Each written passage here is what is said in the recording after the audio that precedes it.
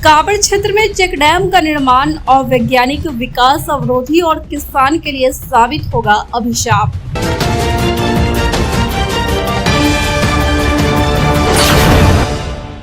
नमस्कार, आप देख रहे हैं बेगूसराय न्यूज प्लेटफॉर्म और मैं हूं आपके साथ खुशी।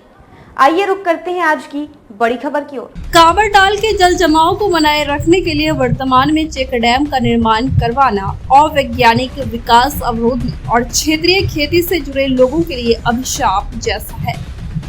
इस चेक डैम योजना को बनाने वाले सरकारी अधिकारियों को इस इलाके के भौगोलिक, आर्थिक और सामाजिक धरातलीय अनुभव की घोर कमी है। कांवड़ पक्षी अभयारण्य अधिसूचना के 39 वर्षों बाद भी सरकार के संबंधित विभागीय और प्रशासनिक अधिकारी तथा इस क्षेत्र के जन विरोधी एमएलए और एमपी ने भी इसके इतिहास, भूगोल कभी शायद ही खंगाले और सरकारी अधिकारियों के अदूरदर्शिता भरे निर्णयों में हाजी की रट लगाते रह गए। आखिर चेक डैम बनाकर संबंधित सरकारी विभागों के अधिकारी कांवड़ परिक्षेत्र के उपजाऊ जमीन को बर्बाद कर इलाके के लोगों को खेती से विमुख कर दूसरे प्रदेशों की ओर पलायन को मजबूर करने, उनके रोजगार को मार देने और क्षेत्रीय लोगों को कंगाल बना देने की योजना पर क्यों राशि खर्च करने पर आमदा है।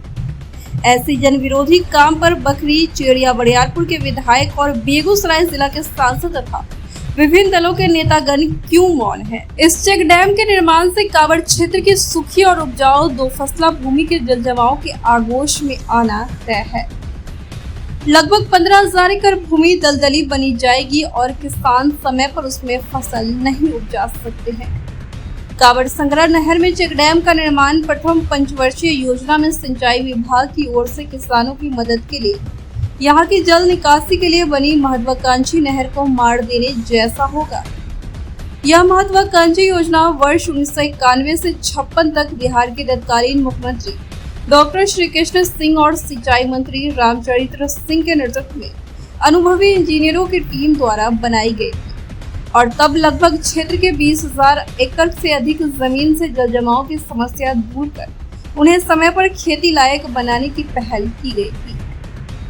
आज के चेक डैम की योजना बनाने वाले इंजीनियर और उन्हें स्वीकृति दिलाने वाले प्रशासनिक अधिकारी तथा हमारे एमपी एमएलए शायद उस महत्वाकांक्षी योजना की फाइल भी पढ़ लेते तो कांवड़ क्षेत्र को लेकर इस तरह की अवैज्ञानिक चेक डैम बनाने की बात वे नहीं करते।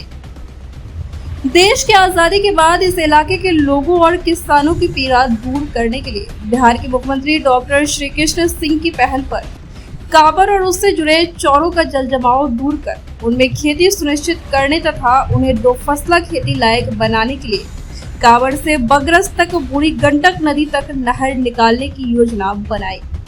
इसके लिए एक चेक डैम के रूप में बगरस में सुलीस गेट का निर्माण कराया गया। वर्ष 1991 में इस नहर की खुदाई शुरू हुई और वर्ष 1956 में यह काम पूरा हुआ। तब इस नहर को बनाने में 14,95,728 रुपए खर्च हुए थे। यह नहर 392 चेन लंबी और 44 फीट चौड़ी थी। इसकी गहराई औसत 11 फीट। बगरस में बने सुलीस गेट से पानी को नियंत्रित किया जाने लगा और इस नहर ने इलाके के किसानों और मजदूरों की तकदीर बदल दी। कांवड़ बगरस नहर की सफाई न होने, उनके अतिक्रमण और जगह जगह उस पर पुल तथा सड़क निर्माण करा देने तथा विभागीय अधिकारियों के उपेक्षापूर्ण रवैये से जहां यह नहर प्रणाली प्रभावित हुई, वही खुद बेकार पड़े नहर क्षेत्र में अब 8,50,22,152 रुपए की लागत से हरसाइन नामक स्थान पर चेक डैम बनाने की स्वीकृति सरकारी राशि की लूट और जन विरोधी प्रोजेक्ट ही साबित होगा। बेगूसराय के सांसद और चेरिया बरियारपुर तथा बखरी के विधायक को इस पर सही पहल कर इलाके के भूगोल और इतिहास तथा इसके नफा नुकसान का आकलन कराने के बाद ही इस योजना को अमली जामा पहनाने की बात करनी चाहिए। इस चेक डैम के बनने के बाद इलाके के रजौरा, सकरा, धुनी, इकमबा, नारायण, पीपर, परोना, खाजापुर, चेरिया बरियारपुर, सकरबासा, कुंभी, विक्रमपुर, श्रीपुर, मेहदा, शाहपुर, मंझौल पंचायत 1, 2, 3 तथा 4, बहसारा, पूर्वी, महेश्वरा पंचायतों की लगभग 5 लाख से ज्यादा आबादी को जल जमाव का खामियाजा भुगतना पड़ेगा।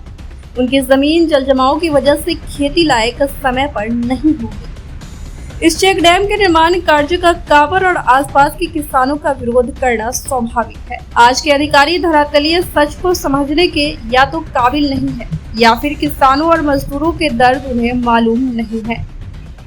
बेगूसराय के जिलाधिकारी लोकल एक्सपर्ट और कांवर के धरातलीय इतिहास को समझकर ही कोई निर्णय ले तो बेहतर होगा।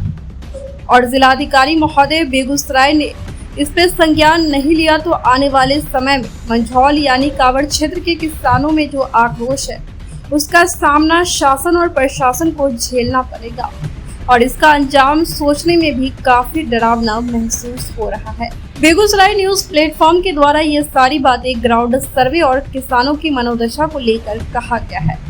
अब इस पे संज्ञान लेना या नहीं लेना ये शासन, प्रशासन और सरकार पर निर्भर करता है। और यह भी अटल सत्य है कि इस कांवर का मुद्दा 2025 में आने वाले विधानसभा के चुनाव में सीधा प्रभाव डालेगा।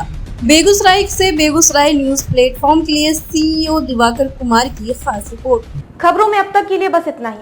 फिर होगी आपसे मुलाकात ऐसी ही एक और बड़ी खबर के साथ। तब तक के लिए नमस्कार और देखते रहिए बेगूसराय न्यूज प्लेटफॉर्म।